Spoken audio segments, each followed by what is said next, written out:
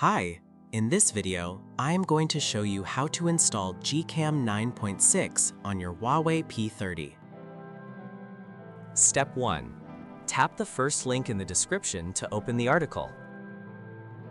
Step 2. Scroll to the download section and download the GCam APK file. Step 3. Follow the How to Install guide for step-by-step instructions.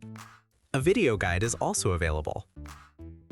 That's it. Don't forget to visit the article for complete instruction in APK file. Lastly, here's some GCam versus stock camera app comparison.